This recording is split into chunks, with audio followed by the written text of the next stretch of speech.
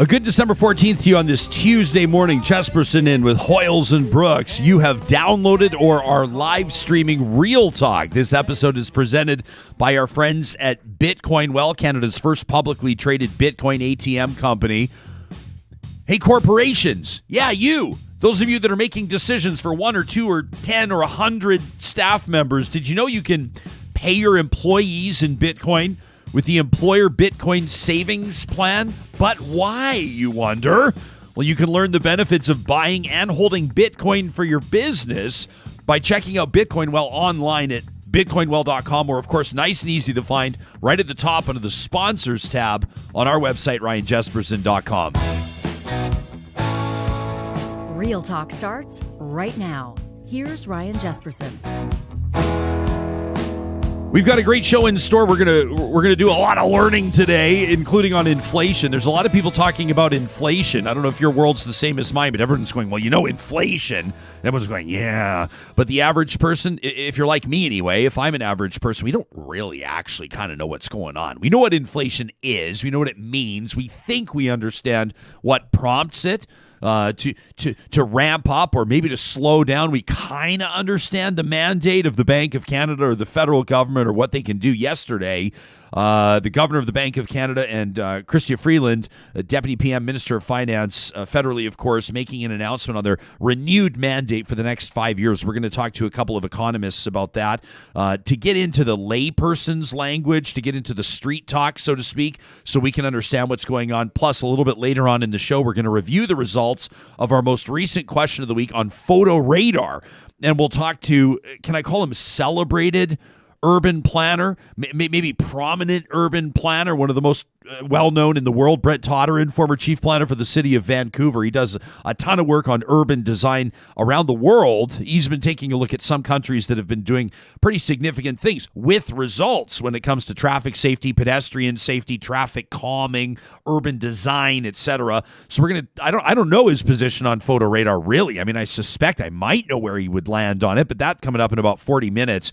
If you have a comment that you did not include in our question of the week, we'll be keeping an eye on our hashtag. We'll be keeping an eye on the live chat on YouTube as well. But we lead off today with an announcement from the provincial government here in our home province of Alberta. I want to show you this clip from the Education Minister, Adriana LaGrange, and then we'll get to our two experts.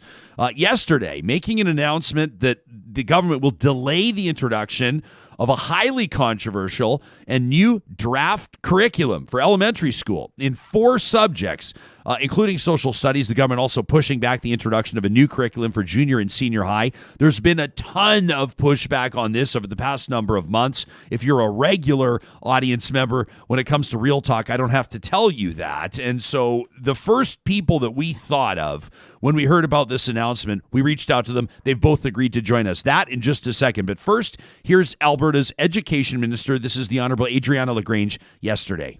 Once we feel that we've got a solid scope and sequence blueprint to move forward on, we will certainly then be looking to have a draft of the social studies K-6 for more engagement. So I don't want to presuppose when that could be, but it won't be in September of 2022. Okay, it won't be in September of 2022. Dr. Yvonne Poitras Pratt is the Director of Indigenous Education at the University of Calgary, an Associate Professor at the Workland School of Education as well. Dr. Carla Peck on the Steering Committee for the Alberta Curriculum Analysis, a Professor of Social Studies Education in the Faculty of Ed at the University of Alberta. Doctors, we're thrilled to have both of you here. Generally speaking, Dr. Peck, you were the first one we talked to on this file many months ago. Does yesterday feel like a victory? I see a lot of critics saying, hey, this is just optics. What are you reading into it? We've got you on mute, Professor, so I think we'll get you in just a second. Want to try it again? Sorry, after 20 months of pandemic, you'd think I'd figure that out. Oh, you get it feels like a tiny, minuscule win. It's not quite a blink. It's maybe a one-eyed blink, which otherwise is known as a wink. So maybe they're winking to their supporters, I don't know, and saying, look, we'll sort of get people to think we're going to make changes. But I took a close look at the blueprint last night, the social studies blueprint, and frankly, the changes are not significant. So that's disappointing, but there's an opportunity here. They could do it in a better way. Okay. Dr. Poitras Pratt, what was your first thought? Did it feel like a win? Well, I think I have to first off tip my hats to the many educators who have been really integral to pushing back on this curriculum. And I think that, just the fact that there's been such an overwhelming response by our educational community to what was put forward as curriculum. And as Dr. Peck points out, this has been going on for approximately a year now. I know the first time I looked at the draft K-6 curriculum, it was due December 22nd of last year. And so what I looked at in a very intense amount of time and 3 days before Christmas was a train wreck. And what was then introduced in April of that following year was a very insignificant, if not worse, draft of the social studies curriculum. And so, I can't say that I hold a lot of trust in this government to put forward a framework that substantially revises a curriculum to be meaningful. The lack of real engagement by trained professional educators. We are a profession. Educators are trained professionals, and we would never think to invite those who are not trained in our profession to create and contribute to a curriculum when they are not trained in the art of education. And so I think, we run a high risk again of being given sort of this pat response to what is actually a very substantial concern by educators, parents, and the learning communities, not only here in Alberta, but across Canada and arguably the world. Okay, so I don't want to take anything for granted. I don't want to assume that everybody that's going to hear this interview is going to be completely up to speed on everything. We know that people's lives are busy. Let's handle a couple of the basic details. So the education minister yesterday saying that all K-6 students starting in September of 2022, so next fall, K-6 must begin learning from the new English language arts, math, physical education, and wellness curriculum. However, the new K-6 curriculum for social studies, French immersion, Francophone language arts, science, and fine arts will be delayed. So some of it will proceed, some of it will be delayed. Carla, for people that have, Yvonne just hinted at some of it with regards to some of the concerns around the development of it and who's authoring it and who is or is not being consulted. I know I'm asking you a massive question right now, but what essentially is at the root of what the general public and most especially teachers, school boards, and districts found to be unpalatable or unacceptable? Was it that consultation? Was it content? What has it been? Well, it was really all of it, Ryan. The entire process that was used by Minister LaGrange and the UCP is a complete departure from processes that have been used for decades in Alberta. Previous approaches to curriculum development have included multiple authors, people contributing to the curriculum. The primary group of authors was always teachers. And then other experts, curriculum experts, subject matter experts would come in to, also contribute. None of that happened under the UCP. They essentially hired one person, perhaps two people, to basically author, each particular subject area. And most of the people that they hired to do that had no background in curriculum design and no background in K-12 education. So why would you ever trust the education of students for many years to come? Curriculum don't change quickly. We know that. It takes many years for curriculum to be renewed. Why would you ever trust that to people who have no background in curriculum development, who have no background in K-12 education? It just doesn't make any sense. I think a lot of Albertans have become familiar with the name Chris Champion. He's certainly one of the senior authors of the social studies draft curriculum. He's also a notable residential school denier or an apologist or whatever you want to call it. His comments have been extremely inflammatory by way of an online blog that he maintains.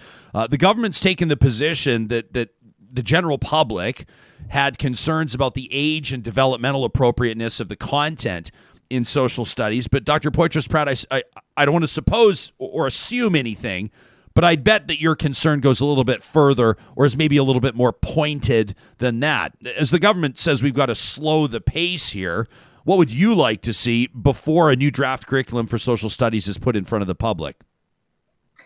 Well, it's a great question. Ryan, I think the notion of just tweaking a curriculum that is fundamentally flawed doesn't work.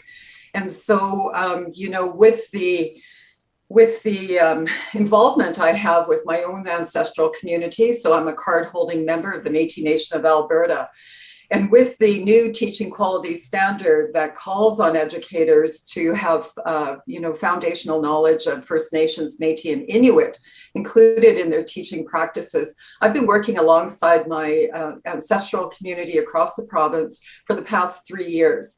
And we've just come up with foundational knowledge around the Métis, and we've done that largely, off the side of our desk. And we've worked alongside community members, but we've been led by trained and professional educators leading the process. And so this type of intensive work, has led to, we've got 5 foundational knowledge areas within the Métis perspective.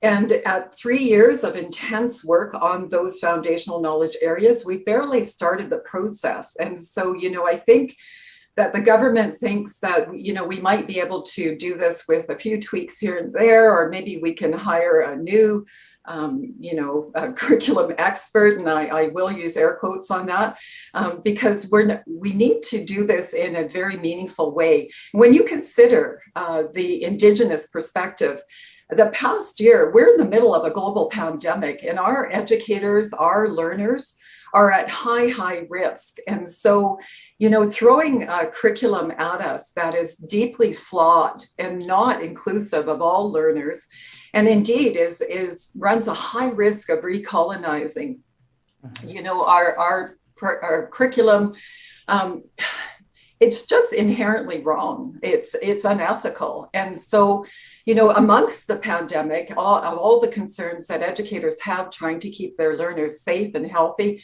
and learning, we find the remains of thousands of Indigenous children's bodies.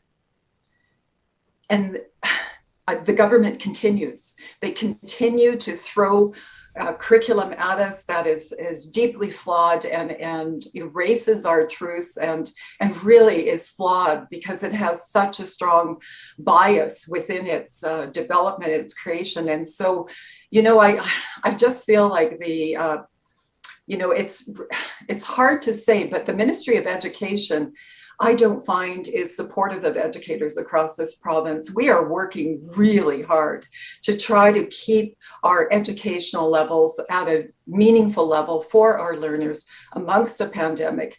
And, I just feel like a Ministry of Education ought to be supporting our efforts rather than undermining it. Well, I know that neither of you are going to speak on behalf of the Alberta Teachers Association or anything like that. This is more of an anecdotal observation from my end, but amid all of this, we're also seeing it, what I think I could describe as quite a hostile relationship between teachers collectively in the province and that education ministry. Last week, a flare-up over a really horrific situation, a teacher, whatever the word you use, stripped of accreditation anyway, back in, I think it was 2006. And the education minister implying the teachers didn't care about the safety of students and making it a union issue. And then the pushback, of course, from teachers was loud and angry. And I'm sitting here going, this is the environment where we're expecting collaboration? People are looking. I'm a parent. I'm a talk show host. I put my finger on the pulse of the province. At the same time, I'm the parent of a 6-year-old who's going to be learning this curriculum. I care about it from that angle, too. The environment right now, Carla, is a hot one, to say the least. Hotter than it's been in a long time under a number of different governments. Yeah, absolutely. And it's important not to forget that at the very beginning of this curriculum development process under the UCP, Minister LaGrange ripped up the agreement with the ATA, who was a partner in the curriculum development process under the previous government. And that signaled from day one the approach that was going to be taken and the lack of respect for the professionalism, the integrity, and the expertise of the over 40,000 teachers in the province. We've got Gilles, who's watching us live on YouTube. He says, delay does not mean different.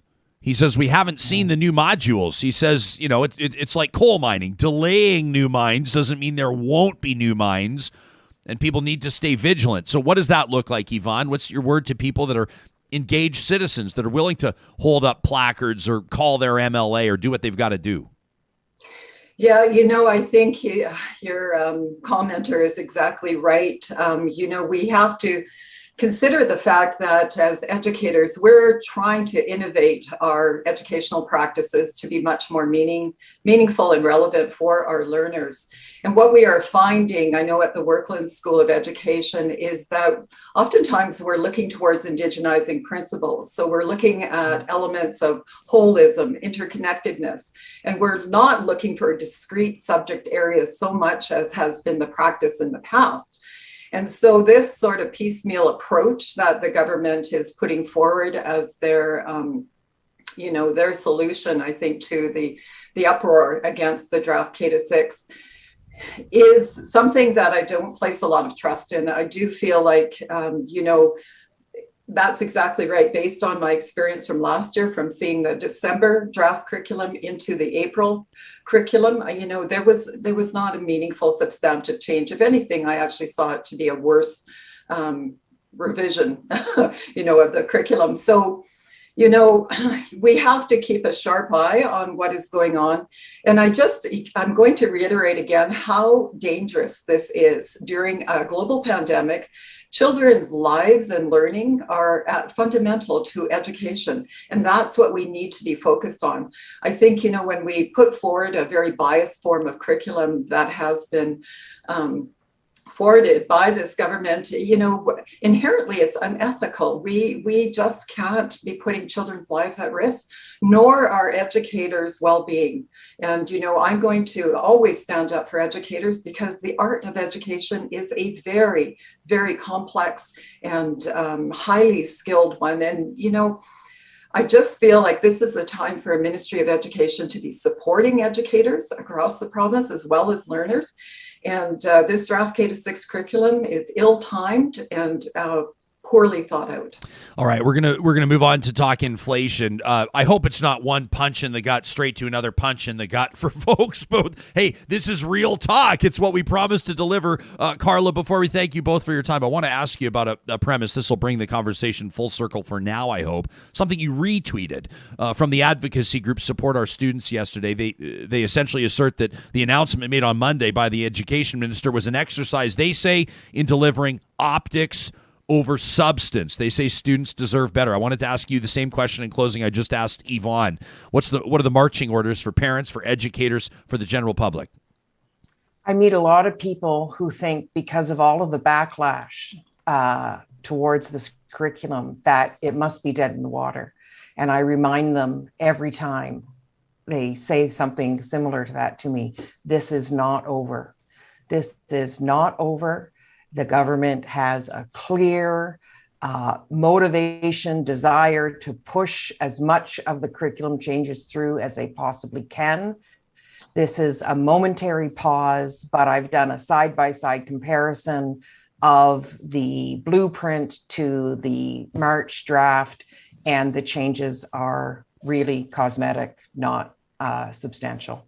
Okay, I recommend that folks follow the both of you on Twitter. We have your handles included in our tweet that goes out from our account at Real Talk RJ every single morning. You've been hearing from Dr. Carla Peck, Dr. Yvonne Poitras Pratt, education curriculum experts out of University of Alberta, University of Calgary. Thanks for your time this morning. We appreciate it. Thanks for having us. We want to know, parents, where are you landing? Teachers, administrators. I mean, heck, it doesn't matter. Your context helps us focus your comment, but you don't have to be a parent or you don't have to be an educator to care about this kind of stuff. We always want to hear from you. To talk at ryanjesperson.com. Before we get into inflation, we want to make sure we know what we're talking about with inflation. That's coming up in just a second. Let me remind you how proud we are to partner with the team at Poppy Barley. You can check out their lineup right now, a brand new men's lineup of shoes and boots, stunning, reinvented, doesn't even quite cover it. And then the women's new arrivals, you can shop them now online or in store. They're at Market Mall in Calgary, Southgate Center in Edmonton. You can check out their Monogram shop. gifts under $150, and then their limited edition home collection, which is absolutely stunning. For a limited time, the promo code REALTALK is going to get you $25 off of a minimum $100 order. But here's the thing.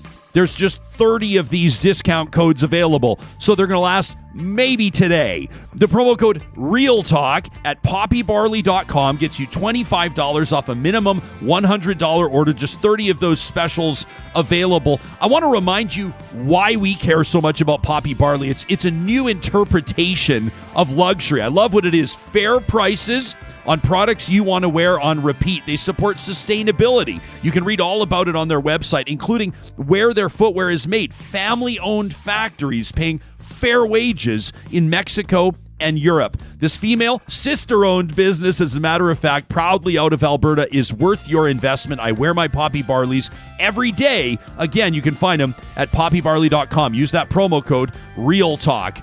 Our December wine of the month is Kendall Jackson. You know this brand. It's one of the biggest wine brands in the world. Well, why are they celebrating at Kendall Jackson these days? Because they were named this year by the drinks business as the Green Company of the Year. So if sustainability matters to you, consider Kendall Jackson on your table this holiday season. The award recognizes global sustainability leadership in the beverage industry, but what is that, just window dressing? Kendall Jackson wines are produced with a third less water than industry standard. They're vinted and bottled using the largest solar generator in the wine industry, period. How cool is that? Plus, land preservation is a corporate pillar. That means over half of their total acreage is left to grow wild in support of biodiversity.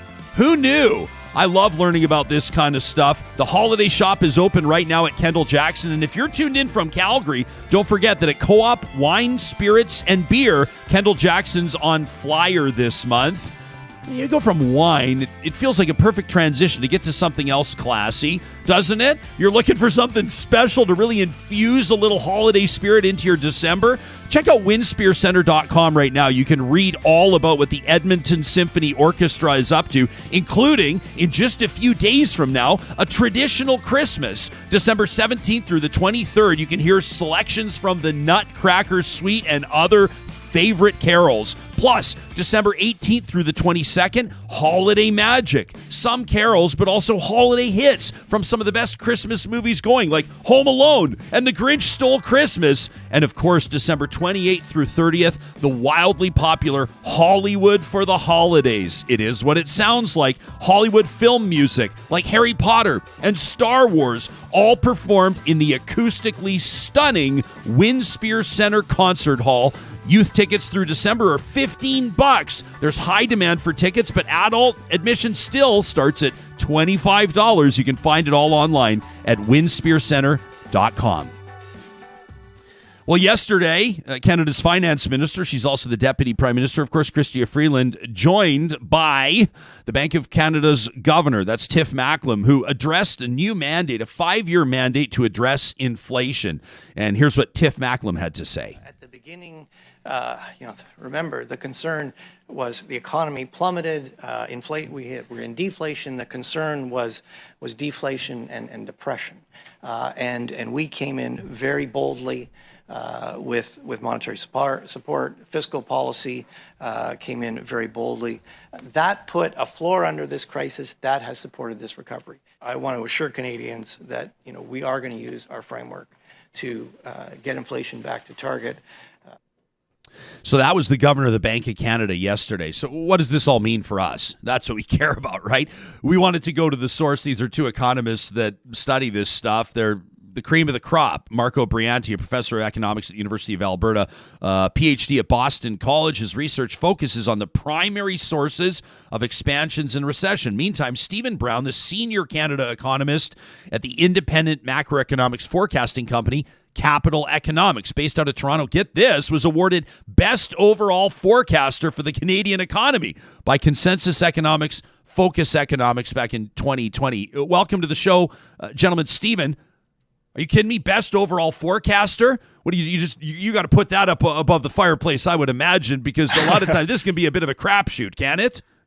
Yes, it can be. I'm quite proud of that one. It does include the inflation forecast, which is obviously quite handy for what we were speaking about today. Although I have to say, I think all economists covering the Canadian economy have been surprised by how high inflation has risen this year. So looking forward to talk about that today. Yeah, well, let's get into that. Can you provide what we might call a scene setter here? It is surprising. Inflation's on the rise. People that barely know what they're talking about, myself included, we're buzzing about it. Yes, exactly. So we've got inflation at the moment is measuring at 4.7%. So, close to 5%, which is the highest we've seen in 18 years since 2003. And to be honest, it's, just add 0.1% to that and it will be the highest we've seen since the early 1990s. So this really is a strange situation for people who have been used to inflation being at closer to 2%, which is what the Bank of Canada is supposed to be aiming for. The tricky thing for the bank is it's trying to entangle what exactly is driving inflation up.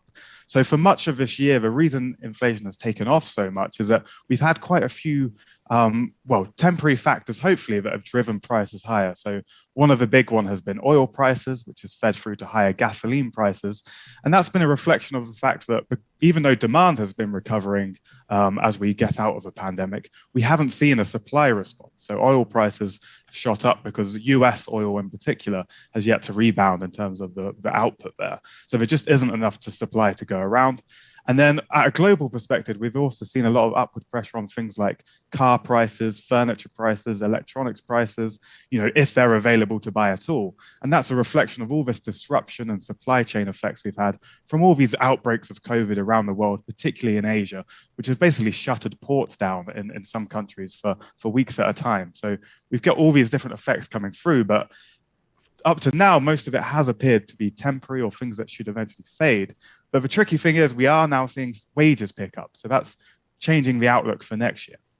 Well, that's an interesting point, Stephen. I appreciate that. Dr. Brianti, we hear 4.7% inflation. Even the average person knows that that's high, more than double the average. As Stephen pointed out, there was a bit of an answer addressed there with regards to what it means for people: higher costs, lower availability. But what do people need to understand about what this may mean for the next 6 or 12 or 18 months?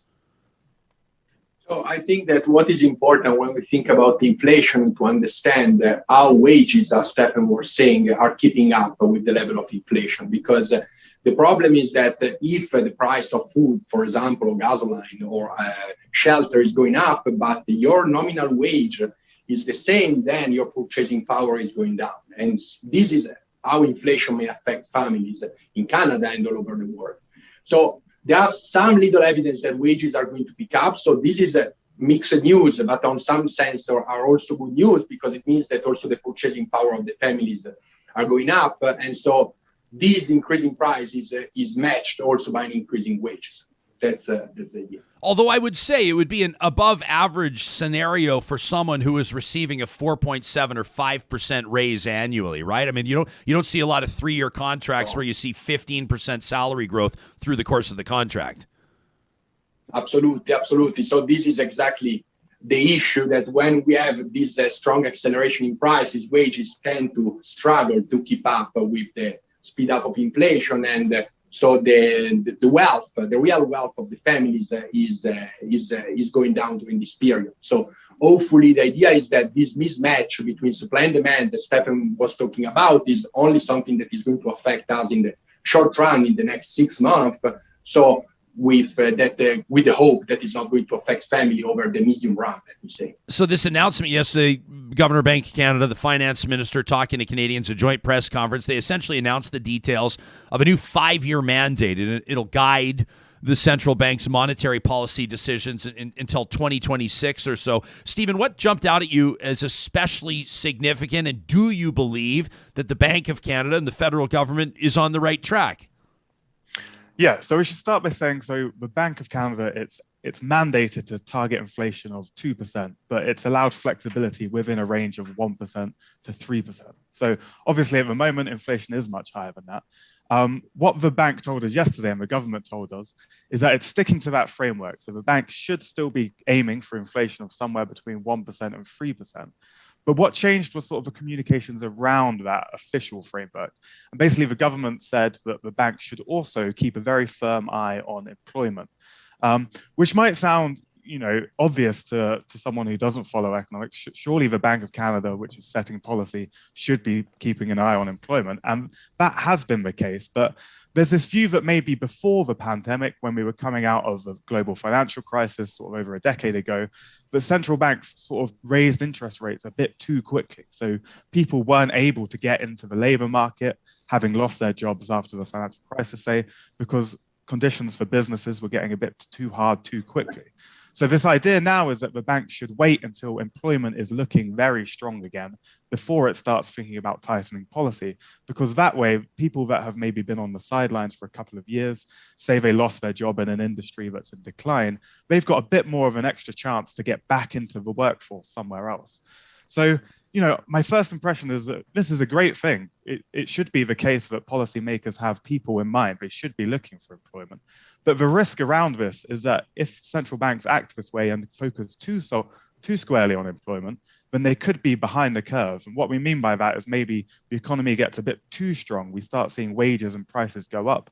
And then you have this cycle where prices actually end up going more than wages, and people, they see their real purchasing power fall. So that's the risk around this. And, to some extent, we could already be there because the bank has been holding off from tightening policy, even though we have inflation running pretty rampant at the moment. Marco, do you agree with that assessment? 100%. No, 100%. So in general, historically, central banks, the target of the central bank was inflation around 2%. In particular, in Canada, is between 1% and 3%. But now, with the challenges of the great financial crisis, but also with the COVID-19 pandemic, we realized that central banks should also target a little bit more the real economy, in particular the labor market, as yesterday was said in the renewal of the agreement between the government and the central bank. But that point is that there is a trade-off, because you cannot keep up with both of them. So if you're following more the labor market, then there is the risk that you're losing track of prices, and you can enter in a spiral of hyper higher inflation, for example. So I totally agree in that sense that I like it. It's a very exciting period for central banks because they are slightly changing their target. Also for the Federal Reserve, it happened a couple of years ago. But at the same time, we are learning by doing whether this is possible and whether there are some repercussion in terms of inflation. Sure. Stephen, I've seen some politicians assert that what's fueling this inflation most acutely is an infusion of cash into the economy by way of benefits like the Canada Emergency Response Benefit, CERB, the $2,000 a month that many Canadians received through the early and mid stages of this pandemic, though I should hesitate when I characterize as the mid stages of this pandemic. Maybe we're still in the mid stages, but you get my point. Is that accurate? Do we look to things like CERB as drivers of this increase, this doubled up inflation? No, I would push back on that quite firmly, really, because, if it was the case that these benefits were the reason inflation has picked up so sharply, we should also be seeing a booming economy. Household spending should be through the roof, but household spending is still lower than it was before the pandemic. So even though we've given people this money, they haven't actually been spending it. So to make the leap to say that that's behind the rise in prices, I think is a bit too much of a stretch. But that doesn't mean that policy decisions haven't contributed. I think really we need to look to global policy decisions. So in the US, people have been spending a lot more of their benefits. And because the two economies are so linked, that has contributed to some of this big upward pressure on demand across the North American continent and contributed to inflation in that way. But really, I would still say firmly that this is mainly a supply thing. So if we look at the factors that have been driving up prices, beyond gasoline, it's cars, it's furniture, it's electronics. Those are all the things that have been suffering from limited demand, limited supply. Yeah. Retailers just don't have any inventories. And it is the fact that some of these things have been in high demand during the pandemic. So, for instance, electronics, PlayStations, for instance, everyone was stuck at home. But I think in general, it's still supply that has caused this. But you do raise a very interesting point in that, if we do see the end of a pandemic in 2022 and people start to become a lot more confident, they do still have all this money in their savings accounts that they could go out and spend. So we could have another wave of inflation fueled by demand this time.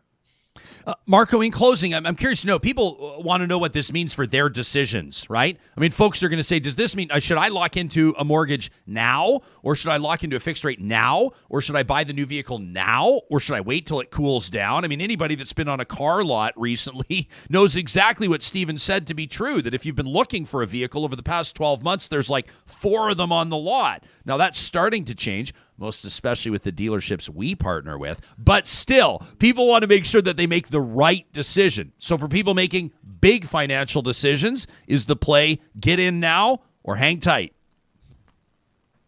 So the problem with inflation is that there are these self-fulfilling expectations that if you expect inflation to be higher in future, what is better for you is to purchase a car or a house today, because otherwise in future it's going to cost more. And the problem that this is what is fueling higher inflation in future. But with the fact that the central bank is targeting the range between 1% and 3%, we expect that in 6 or 12 months, prices are going to slow down. And so to me, the best would be to wait to purchase when prices are going to slow down and the real purchasing power of the family is going to get back on track. At least this is my point of view. Okay, that's Dr. Marco Brianti, an economist out of the University of Alberta. Stephen Brown also joining us, best overall forecaster for the Canadian economy, the senior Canada economist at Capital Economics. Gentlemen, thanks both for your time and insight. We appreciate it. Pleasure to be with you. Good stuff. Real Talkers, you can let us know where you're at with regards to those big decisions. And that was such an interesting one by Dr. Brianti at the end, that point about the self-fulfilling prophecy, or else in other words, we create or we manifest our own issues, right? I mean, if everybody hears that, you look at the human behavior and you understand it, right? Because mortgages are a big deal. I mean, 1 point on a mortgage can be a big deal over the course of that term or over the course of the life of the mortgage, right? So if people hear rates are going up, they want to get locked in. But then once you start doing that, the more people buy houses, then it drives up the... We just want to make sure that everybody knows what's going on. We understand the lay of the land. We provide like a topographical map. I also love British accents, by the way. Can I mention? Inventory. Did you hear him say inventory? Doesn't that make more sense than inventory? Inventory. I thought that was good. It's like aluminium. Aluminium makes way more sense. I like aluminium. It sounds way better than aluminum. Aluminum. And it's like everything. Aluminium. Yeah. Yeah, I like it. Oh, boy. That's what you took away from that conversation. That's cool. Everything that was said after inventory, it was just white noise in my head. I was like, I like the pronunciation of that word. I loved that point about CERB. The idea that no, this has nothing to do with CERB. And if it did, we would be seeing a booming economy. That's why my pal Lazi calls this show the Watchdog. He just sends me text messages after interviews like this when he goes, Watchdog, woof. Because they love it. All caps? Well, sometimes the woof is all caps. He's just watchdog. Because you know what? We hear politicians say a whole bunch of things from all different political parties, and we want to know, is it true or is it bullshit? And that's essentially our job, is to have our BS detector on full time and to make sure that we, as a collective audience, as a community, are being fed information that's accurate. Our friends at Friesen Brothers want me to remind you, have you heard of the Jewel of the Jungle? Have you heard about these pink glow pineapples? This Christmas, give the gift of a rare tropical fruit that looks like a regular pineapple on the outside, but inside it's got this unbelievable pink color. You can taste the difference this blushing fruit has this season and share it with those closest to you. I love the idea. Friesen Brothers, of course, also making gift buying easy with their gift boxes. They can be customized to any theme, person, occasion, whether it's Hanukkah, whether it's something that maybe somebody's celebrating or mourning this holiday season, whether it's Christmas, Kwanzaa, you name it. Festivus. Hey, they could get one of those poles. What are the Festivus poles?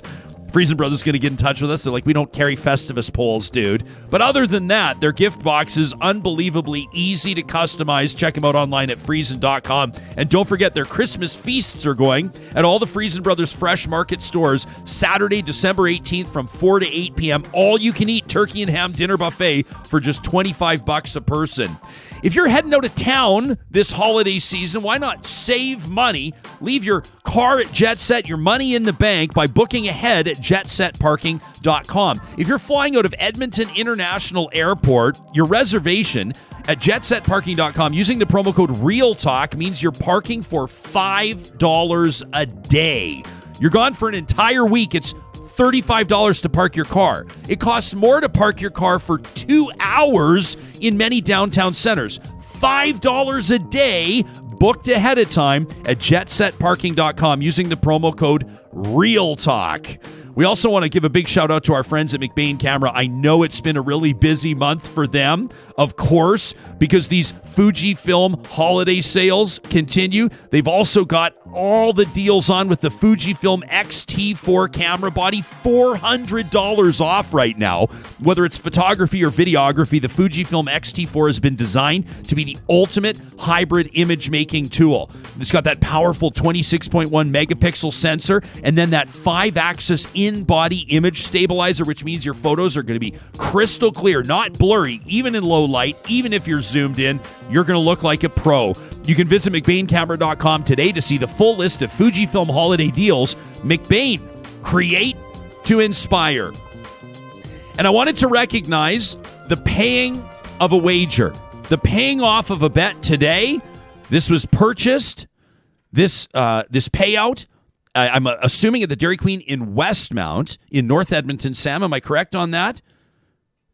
Yes, you would be. Whoa, you would be correct. Now you must have logistically, I'm assuming, picked this up yesterday. Unfortunately, they don't open until 10:30. That's weird that they wouldn't be doing blizzards at 6 o'clock in the morning. Like, why can't you actually get breakfast blizzards? Breakfast blizzard.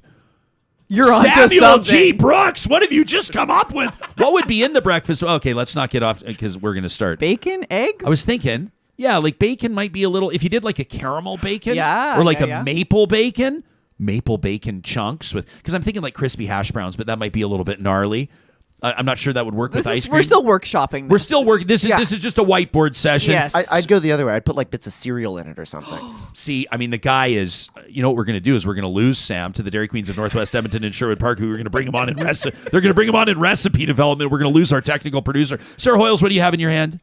Oh, I have a Score Blizzard right here. There you go. And I've got it in Blizzard, in the snow that is falling outside in Edmonton beautifully right now. presented. Yeah. So, of course, the background here, Hoyles bet on the Bombers. Samuel Brooks bet on the hometown Ticats. And, of course, in overtime, the Bombers win the 108th, I think it was, 108th Grey Cup. And so Sarah Hoyles rocking that Blizzard this morning. Of course, the Dairy Queens at Northwest Edmonton and Sherwood Park. We're proud to partner with them. We're talking about the Dairy Queen where Sam went at Westmount, plus Palisades, Nemeo, Newcastle, and Baseline Road. They're Dairy Queen Blizzard of the month, not the Score Blizzard like you picked up, right? That's your personal favorite? Fave. Did you consider going with the peppermint hot cocoa Blizzard treat? I did, but I always want, I want those Score chunks. You know what? There's nothing wrong them. with that. It's like coming home, right? It's like coming home after time away, getting back to your Score Blizzard. But if you feel like trying something new, the peppermint hot cocoa Blizzard treat blends the world famous Dairy Queen soft serve with peppermint candy cane pieces,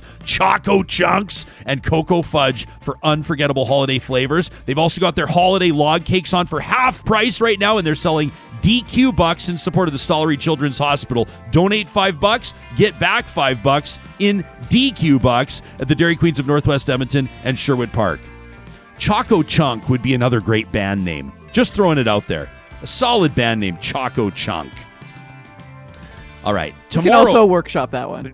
I'm ready to settle on You're that. standing by that one? No, I'm ready. I would be the backup. I'd do backup vocals and percussion for Choco Chunk any day.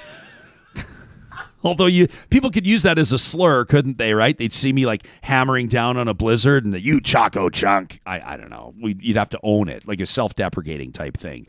Should we get back on track? Maybe. We've got coming up tomorrow a great conversation on what you can expect your future cell phone bills to look like if this proposed deal goes through.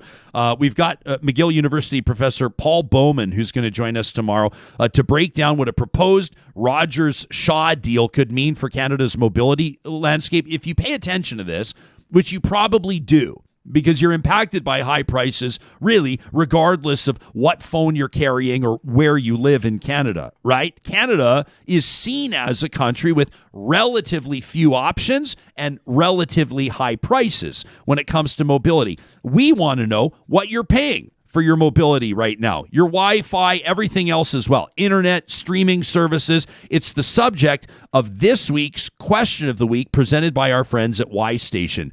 Just go to ryanjesperson.com, our website, go to Connect, and then under Connect, select question of the week. Now, when you click there, you're going to find this question is going to take you about 2 minutes or less. We want to get a sense of where you're at, Real Talkers, when it comes to access to mobility. Now, our most recent question of the week, presented by our friends at Y Station, took on photo radar. And we're going to be talking about that in just a moment. We want to get to the results. So, Sam, if we're ready to tee this up, why don't we get into the top line report? These are the results of our most recent question of the week. All right. So we go to our friends at Y Station every single week, and we ask them to poll the audience, so to speak. And we asked you about photo radar, and you responded. Let's take a look at some of the highlights of this. 11% of Real Talkers have never received a ticket. Could you believe it? You have never received a ticket. 11% of Real Talkers. Can I say that the bigger poll from that is that 89% of Real Talkers have received a photo radar ticket? So virtually almost everybody chiming in can relate. They have lived experience, so to speak, when it comes to photo radar. Here's another key takeaway from that report. 65% of you, let's call it 2/3 of Real Talkers polled, said that even if they're not speeding, they instinctively slow down when they see a big, bright, fluorescent yellow photo radar truck. Here's another takeaway from this poll. This was an interesting one. 73% of you, let's call it 3 out of 4, believe that photo radar is a setup to trick people, at least to some extent. And I want to hash this out with my colleagues here, but I believe that to be true. All radar enforcement, all speed enforcement, in a way, is designed to trick people. That's why cops have been hiding behind billboards and bushes and cars forever. Here's the final poll out of the data before we get into some of your comments. 86% of Real Talkers have a simple solution. And this one annoys me, Hoyles. This is the one that annoys me. 86% of Real Talkers say, essentially, if you don't want to get a photo radar ticket, don't speed. Which, you know what's the most annoying thing about that to me? It's true. Yeah, I'm like, okay, so when you said there's that many folks on the Real Talk that took the Real Talk survey saying, yes, they have gotten a ticket, that means, yes, they have sped. Yeah. That's like simple math. Yeah. You get a ticket, you went too fast, you get a ticket. I just don't like the method of enforcement, but I can't argue with the fact that if you don't want one, don't speed. You can't argue with it. Now, though, those of you that have been ticketed, get this, and here's what I think is also a significant point. Just 29% reported an outright change in behavior to not speeding at all anymore. Okay, so only 30%, and that's being generous, 29% reported a change in behavior after receiving a ticket to not speeding anymore. 1 in 4 of you support new restrictions in Alberta on photo radar, but 59% believe there's additional risk to pedestrians as a result. Now, what are we talking about in Alberta? The Alberta government putting new limits on how police and how municipalities, remember, these are city by city or municipality by municipality type decisions. New rules on how municipalities can use photo radar. As of December 1st, per Alberta's transportation minister, photo radar a hot button, says Rajan Sani. There are many who feel it can be used unfairly to generate revenue instead of using it for its intended purpose, which is to improve traffic safety. So coming up in April, a few months from now, 4 months from now, municipalities will be banned from using the tech, photo radar, on roads where drivers must rapidly change speeds, like freeway on and off ramps, which I think is good. It's a cheap shot to have a photo. I told you about this. I know no one's going to feel sorry for me, but a couple of summers ago, I told you about the ticket I got in the beautiful municipality of Slave Lake. I love it up there. It goes from 90 or 100 down to 50, and I got hit going 91 in a 50. Photo radar. It's a huge ticket. I would never blow through Slave Lake going 90. I would never do that. I don't know where the truck was, where the vehicle was. All I know is that as I was slowing down as a law-abiding citizen, they managed to snag $500 out of my wallet. It's annoying. The new limitations, one driver also, and I'm saying this somewhat facetiously, I know I'm going to get angry emails. Have you gone back to that exact spot? I've not gone back to the exact spot, no.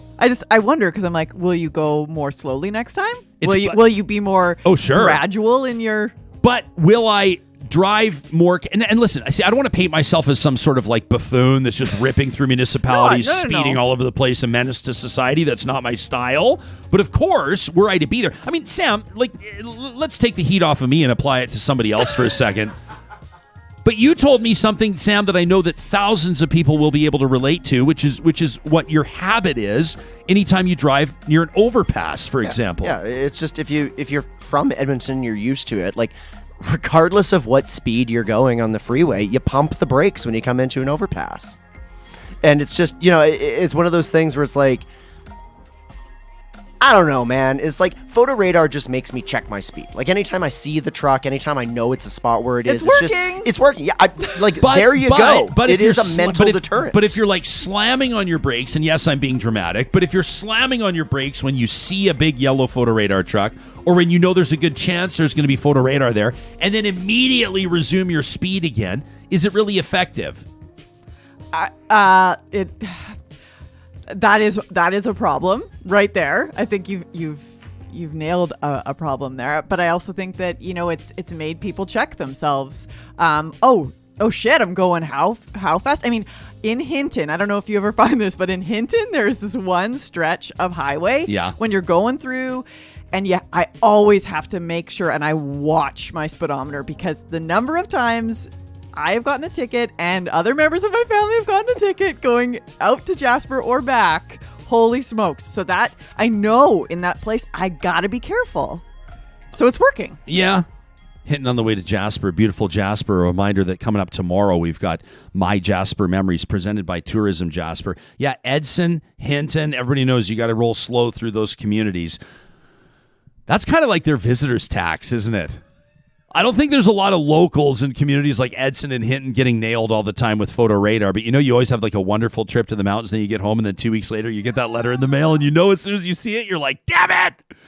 We want to let our audience know, if you've tuned in to hear urban planner, urbanist Brent Totterin, we're just experiencing some technical difficulties, and we're going to endeavor to get Brent back on the show to talk about photo radar, because he's got a great perspective on it. And I'm going to get to some of your comments in just a second. But first, I want to tell you, I mean, we heard some really interesting information about inflation and about supply and demand. And this has been the messaging from our friends at St. Albert and Sherwood Dodge for the better part of the last 6 months.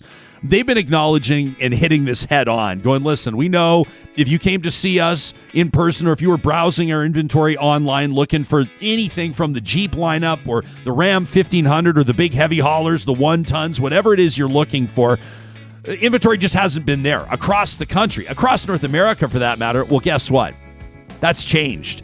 And if you take a look online at their inventory, Sherwood and St. Albert Dodge right now, plus if you take a look at what they've got online, you can shop safely indoors. They've got all distancing protocols in place. Selection is the best it's been in literally 2 years. So if you're looking to absolutely make somebody's year by upgrading your family's ride, or maybe it's time to treat yourself to something a little more trustworthy on the highway, today's a great day to go see the teams at St. Albert and Sherwood Dodge.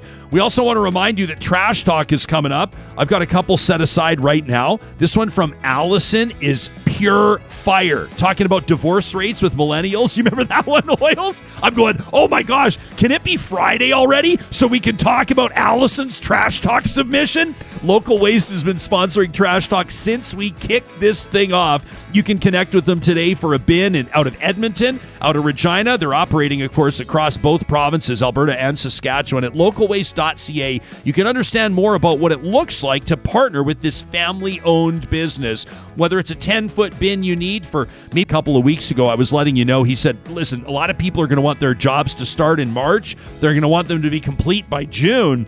He goes, that means that we got to be talking now. We've got to be starting the design process now and getting some of those supplies on order. Mike's got the experience. He knows they've been managing the challenges of this labor market, of the supply market, the supply chain constraints over the past 18 months or so. At landscapeedmonton.ca, you can see how they bring outdoor spaces to life, a one-stop shop from design all the way through to completion. And of course, our friends at Kubi Energy can help you achieve your sustainable energy goals. There's solar energy solutions to power your life, including agricultural solutions. It's a great time of year to start exploring how solar can make your life easier. Whether it's a big industrial complex you've got, or maybe you're building your dream home. Make Kubi Energy part of the plan from the outset, working out of Alberta, in Edmonton, and BC. In Kamloops, they've got you covered with their Tesla-certified installers at Kubi Energy. I wanted to get to a quick email on home ownership. We talked about this earlier this week, and this is from Maureen. This, I guess, could be a trash talk, but we were talking about, and we were talking to the Federal Housing Minister, Ahmed Hussein, who joined us. If you missed that interview, that was yesterday. You can check it out. I'm not sure when I thought it was. It's only Tuesday. What day of the week do you think? Earlier this week. So was that yesterday? Yes, it was that we talked to Ahmed Hussein. He seemed to get a little bit did he get a little testy at one point? I loved it. He was he's like, you asked me what we're doing, and now I'm telling you what we're doing. So why? And I was like, I'm just asking, man. He seemed to be a little bit like he didn't like the pushback, but that's what I'd like. To me, sometimes people say, oh, we're being soft on them. I was like, case in point, no, we're not. Yeah, typically people that think I'm being soft on politicians are the ones that think we should just bring them on and just participate in Singapore-style lashings. So, yeah, we didn't have that. But I was curious in particular whether the federal housing minister, he's Minister of Housing, Diversity, and Inclusion, I think is the full title, whether or not he was concerned about the impact that federal policy on banning foreign ownership of property, essentially vacant properties with a whole bunch of asterisks, and we'd really have to get into it. But essentially, they're banning, as opposed to taxing foreign buyers, they're banning them for a period of, I think he said 2 years, and the federal government's going to keep an eye on what it does, whether or not it calms the real estate market or brings some what's the word I'm looking for? Slows the superheated markets in urban centers like Vancouver and Toronto, but also across the country. People are experiencing, it's all relative. If a home in rural Manitoba goes from 40 grand to 70 grand, it's still a big jump. In so many ways, as a condo in Vancouver going from 300 grand 15 years ago to 1.4 million now for 500 square feet or whatever it is, right? I asked him if he was concerned about what that might do to sellers in Canada, whether or not people might be upset about their nest egg, about the equity that they've been working hard to build. And it prompted Maureen to reach out to the show, and her email's quick. And quick emails, by the way, are way more likely to be read. So, Maureen, thanks for this. It's quick and to the point. She says, regarding home ownership and vacant, empty homes, while there are people desperately wanting to buy new homes, your attitude about this, Mr. Jesperson, is very conservative. In other words, it's all okay as long as it doesn't affect me personally. And Maureen says, this is coming from a homeowner, by the way. We should be able to get past what is only good for us. That from Maureen, which I appreciate. Spread the word that we're, putting out nothing but conservative talking points on this show. We'll triple our audience on the prairies overnight. But in all seriousness, talking about getting past what's only good for us, I recognize and I acknowledge that there are serious crunches when it comes to Canada's housing market, in particular, access to affordable housing, access to appropriate housing for families, growing families, and for typically younger buyers that are looking for a foot in the door. They're looking for their entry into the housing market. But there is that other element of the population. The boomers, the Gen Xers, people that have worked hard to build equity in their homes. Some people I know are already going to roll their eyes. Oh, they've worked hard to build equity in their homes, have they? Damn straight they have. In their own worlds, they came up with the down payment. They've been making the mortgage payments. They've been upkeeping their homes in the confidence that the market would continue to flourish, that the market would continue to grow. And now a lot of people's retirement goals, a lot of people's plans for longer-term health care and supports for themselves or family members, people they love, maybe covering their kids' tuition payments, whatever the case is, all of that or a lot of that is currently invested in their home. And so policies that would slow a real estate market would be of concern to those folks, the other half of the equation. There's the sellers and the buyers. In this case, it's the sellers. I'm curious to know how you're figuring this out. Are you from the one perspective or the other? I mean, what's your reality look like? And what would you like to see with regards to a hand up, not a handout, but a hand up that might help you achieve your property ownership goals? I mean, heck, we hear from some folks that say this next generation doesn't even give a rip about property ownership. And if indeed that's the case, I'd be curious to know what that does to market prices as well. That's an issue of supply and demand. I'll believe that when I see it. I don't know that they don't want or they don't give a rip. I think that they are just like, I can't. There is no way in, so I'm not even going to dream about it. I'm not even going to think about it, renting from here on in. And there's also the question of generational wealth. Like the boomers, the ones that are able to get in there, they're able to then have that nest egg, have that investment, that equity, and they can pass it on to their kids. Who are those folks that were able to be boomers and buy those homes? There is generational wealth and there is inequality baked right in. And I'm not counterpointing that. I'm adding to that because what you're saying is true. There's also the question of, whether or not it's the market's job. I know some people are going to flip, but is it necessarily the market's job to pursue equality or equal access as its number one mandate? Or is the market essentially responding to supply and demand, to the factors that have always been their driving markets for millennia, right? I feel like where are we basing the value of this? Like if looking at Elon Musk just getting named as Person of the Year by Time Magazine, that's basically saying, look, this guy busts unions and is all about, putting things up into space and not paying fair wages, and we're celebrating him. And that might seem like I'm gone off on a tangent, but really it's about like what are we valuing? And if it's about like having great housing prices or making sure that everyone has a home, I don't know. I just feel like premise, I don't agree with the premise. And that's your perspective. That's fine. I mean, I could sit here. Someone tweeted at me yesterday with the announcement from Time that Elon Musk is the Person of the Year, and someone said, "Oh, Jesperson, looks like you're not the only one who loves Elon Musk." And I kind of went, well, first of all, do I love Elon Musk? I don't know if I love Elon Musk. But second of all, I'm pretty sure that a lot of people think that Elon Musk is absolutely remarkable. He's innovative. He's one of these sort of quirky dudes.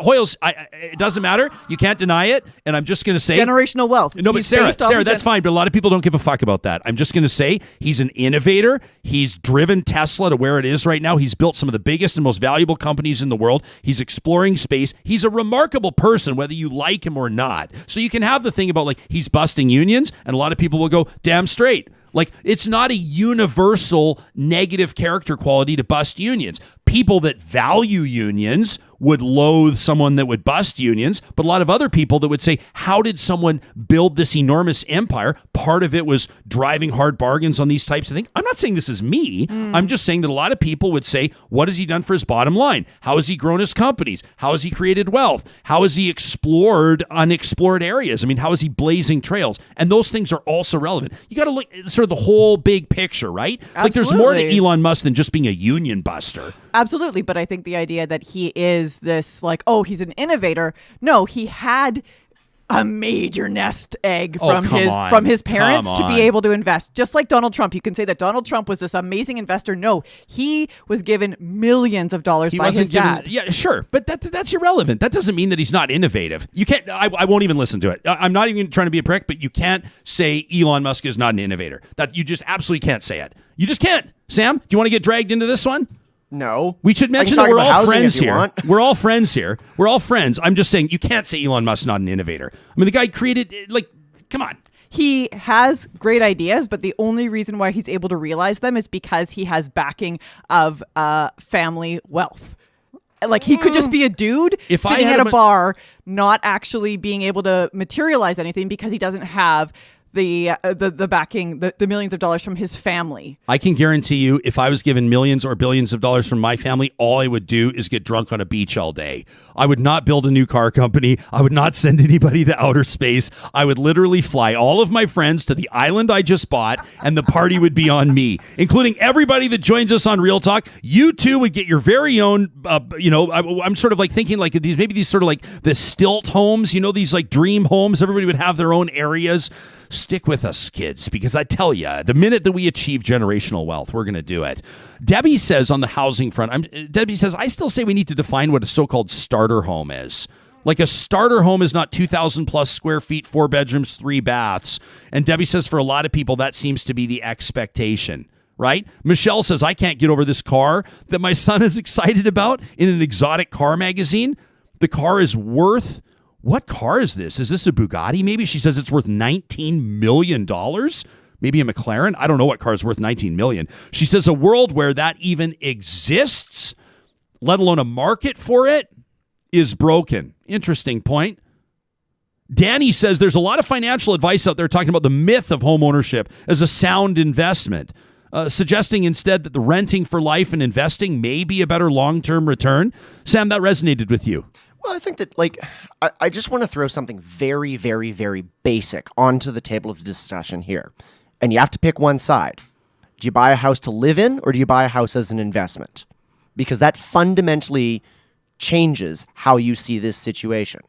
If you buy a house to live in, if the purpose is to have this shelter over your head, let's talk about the boomer generation. They're not big renters. There wasn't a whole lot of rental market at the time. They also had good jobs, largely union jobs, that paid high wages. There were low down payments on houses. The market was a lot cooler back then. So they had all of these tools at their disposal to get into this market. And most of them did not buy a house to say, this is going to be worth 10x what I paid for it one day. They bought a house so that their family would have a roof over their head. And so I think that when you phrase the question like that, I'm absolutely on the side that, we need caps on this runaway housing prices thing, and we need caps on and regulations. What do you mean in caps, place. though? What do you mean caps? Yeah, caps was the wrong word. I think I meant regulation. Regulation, yeah. Okay. Because when you start talking about caps, then people start, there are people that believe that a market should operate free from government interference. Not necessarily oversight. In other words, there needs to be regulations, but what role should government play? People oftentimes say government shouldn't be in the business of business. This goes back to our earlier conversation today on inflation. What role should a federal government play? What role should the Bank of Canada play or the central bank play with regards to that type of market correction or market influence? Okay, fine. But if a market should operate without interference, every time Elon Musk tweets something, the stock market changes. Sure. That's interference. Yeah. So we're praising this person for gleefully, and I say it emphatically, gleefully manipulating markets because he thinks it's fun. Yeah, well, I don't know if he thinks it's fun. It's creating hundreds of millions of dollars for his bottom line. Everybody also needs to keep in mind that, Adolf Hitler has been named Person of the Year. Person of the Year is not praise. It's not always a crown. Donald Trump was named Person of the Year. The Person of the Year is the newsmaker of the year. They're not saying that this person should be the next pope, right? Although that's a weird comment. I was going to say, let's not even go there. Coming up tomorrow, we'll take on the Catholic Church. No. Coming up tomorrow, we do have a couple of other cool things going on. I'm going to tell you about those in just a second. But first, let me remind you. Geez, I could have picked another example, couldn't I? Couldn't I have said king? Couldn't I have said queen? Park Power is driving, of course, powering our hashtag. That's Real Talk RJ. And we appreciate the hashtag was moving yesterday through the day. We keep an eye on it. It's a great way to get in touch with the show, whether you're suggesting new guests, whether you're responding to a segment that we put out there, whether you're bringing something to our attention. Park Power is your friendly local utilities provider, and now's a great time of year to take a look at what you're paying for your utilities and whether or not you could get a better deal. So you can compare rates on electricity, natural gas, and internet with Park Power right now. And keep in mind, they also offer fixed rate and variable rate structures. But here's the deal. You're never locked in. A lot of these companies, they're going to say, what do you want, fixed or variable? And then they're going to, you're locked in for 2 years or 3 years, and the exit penalties are huge. Not Park Power. You're never locked in because it's a company looking out for your best interests. It's also why they take 10% of their electricity profits and give them to charity. We're proud to partner with Park Power. You can find them online, parkpower.ca. 2021-Real Talk is the promo code that gets you $70 off your first bill. The team at Breathe Outdoors wants to remind you that their winter adventure sale continues online. You can save up to 40% off outdoor gear, and of course, you can check out their newly renovated stores as well. You've known them as Campers Village since the 60s. They've been earning your trust. Breathe Outdoors is their reflection that People have different reasons for getting outdoors, including hiking and paddling and snowshoeing and dog walking. Right now, their expert advice means they've got a curated selection of quality outdoor products, and they have events they organize as well to enable you to improve not only your physical, but your emotional and spiritual well-being. This is way more than just an outdoor goods store. You can check them out in person at their Alberta stores, and of course you can get all those details on their website, where you can also shop at breatheoutdoors.ca. And you know how proud we are to have released with Woody Creek Distillers our Real Talk Cask #1 bourbon. There's a lot of buzz around this. We told you there's just 210 bottles. That's capped. We've got one cask, one barrel, and when supplies are gone, they're gone. So whether you're picking it up to collect, to gift, or to maybe crack that bottle open and enjoy through this month of December into January, we're loving reviews like this one that we saw yesterday. How about this from Gordon, who's a member of the Edmonton Whiskey Forum? Gordon says, I may have gone overboard. Apparently, I'm susceptible to marketing. He wonders, which one should I open first? He's got the Woody Creek Whiskey, he's got the Woody Creek Bourbon, and then he's got the Real Talk Cask #1 Bourbon. That's our corn whiskey. It's aged for 6 years in virgin charred American oak barrels, and people are loving it. Gordon, a shout out to you. A reminder, if you want to specifically find the Real Talk Cask #1 corn whiskey, it's a bourbon. You'll find it in Edmonton at Whiskey Drop and Sherbrooke Liquor. You can find it in Calgary at Vine Arts. And a big shout out to Laura, who was in touch with the show yesterday to know that that's exactly where she went, Vine Arts in Calgary, to pick up her bottle of the Real Talk Cask #1 bourbon. We wanted to take a look at a couple of items in the news right now, and we promised you yesterday that we'd revisit the results of our unscientific, unofficial Twitter poll.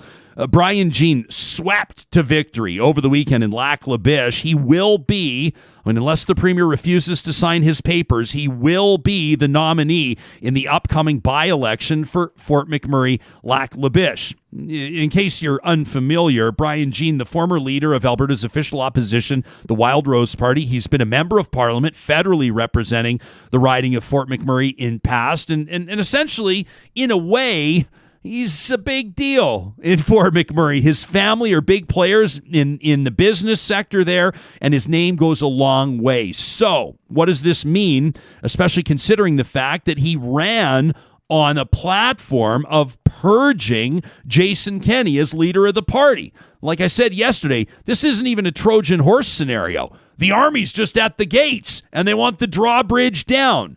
So we asked you yesterday, as he swept to victory, what does it mean? What'll happen ultimately? About 1,990 of you. I don't know why I said about. Exactly 1,990 of you. I guess, could I have gotten away? I could have said about 2,000 of you, but I don't like to exaggerate. 1,990 of you chimed in on this. The leading response, which really didn't change, it only fluctuated about 4 percentage points through the entire 24 hours. 53% of you say that Brian Jean will win the by-election in February or March, and then he'll split the party. In other words, Wild Rose 2.0. The next most popular response was he will win and then he'll chase out the premier. 18% believe that he'll be successful. Just under 1 in 5 think that he will achieve what he has said he will achieve. 12.5%, let's call it 13% of you say that he will win and then languish in backbench obscurity. And 16% of you are unfortunately wrong. You say that he will lose the Fort McMurray by-election. Quite frankly, there's not a chance in hell that Brian Jean is losing the Fort McMurray by-election.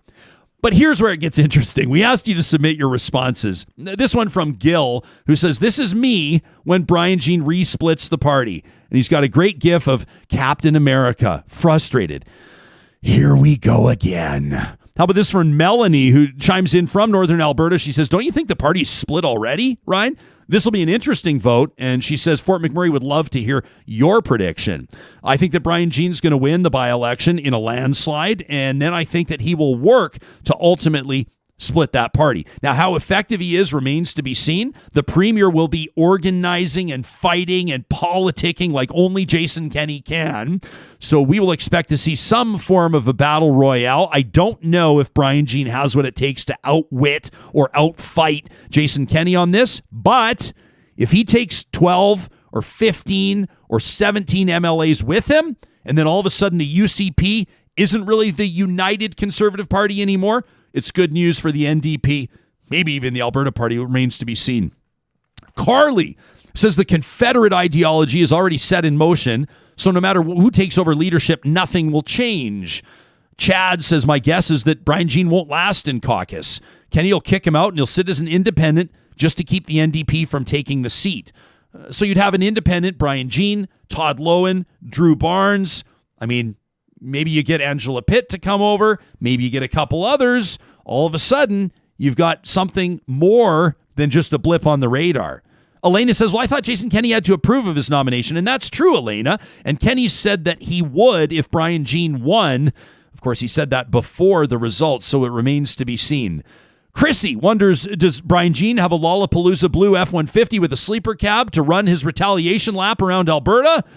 Of course, a clear reference to Jason Kenney's blue Ram.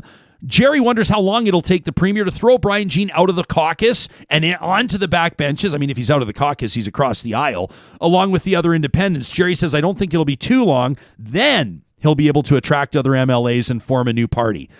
See, I think Kenney's got to be careful with this one in a way, because if he were to refuse to sign the nomination papers, that automatically will infuriate a whole bunch of his own MLAs, right? If he allows Brian Jean in and then finds a way to kick him out, then that could have the exact same impact.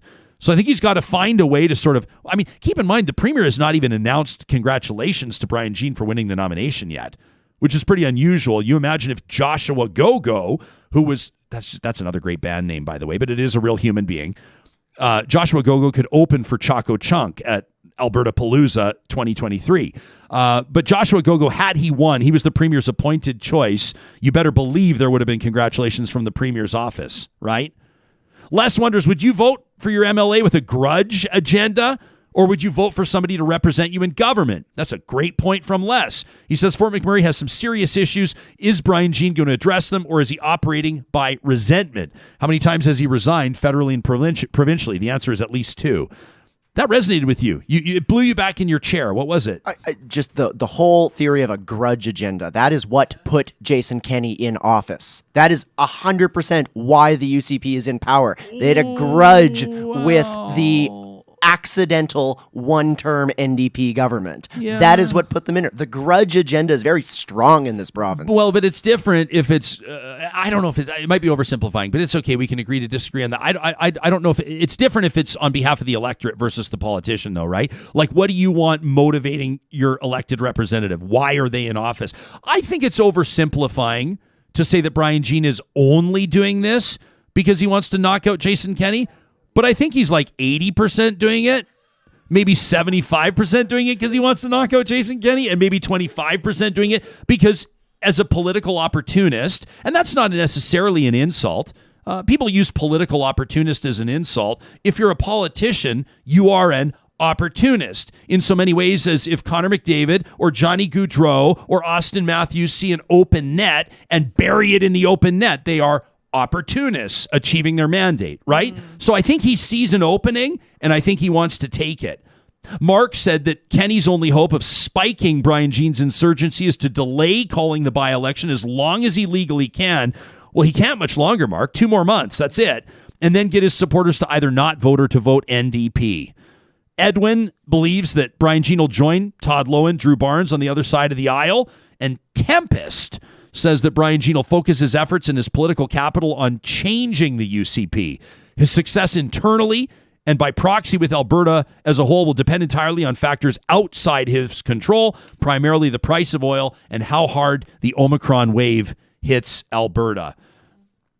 We are expecting an announcement today. By the time that a lot of people hear this, Hoyles, the announcement will have already been made. But essentially, the province of Alberta is picking up where other provinces have already gone. And there's going to be an announcement on rapid tests. It looks like it. Yeah, there's an announcement set for 3:30 today, being Tuesday, December 14th.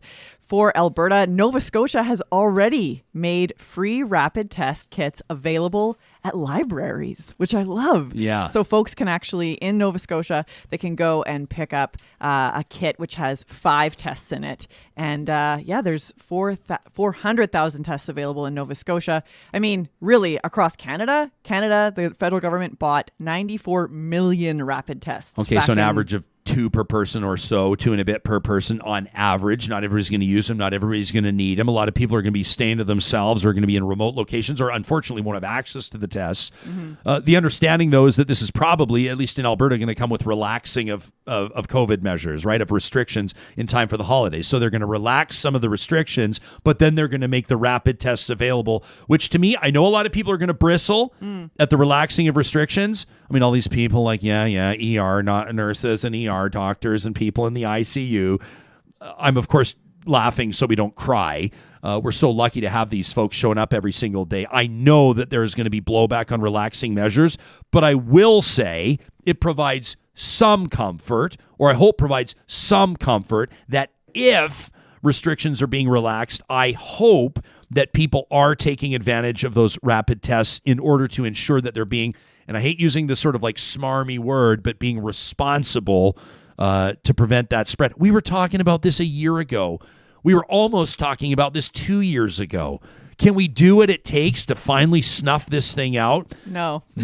Tomorrow we'll have a full recap on what the rapid test policy is going to look like, what access looks like, what it means for you, and the details we have on restrictions being eased. We're also going to take you into why cell phone prices are so damn high in Canada and what a new proposed deal with Shaw and Rogers might mean for you in your pocketbook. Plus, hybrid salmon discovered on Vancouver Island. Why? And why does it matter? All of that on tomorrow's Real Talk. We'll see you then.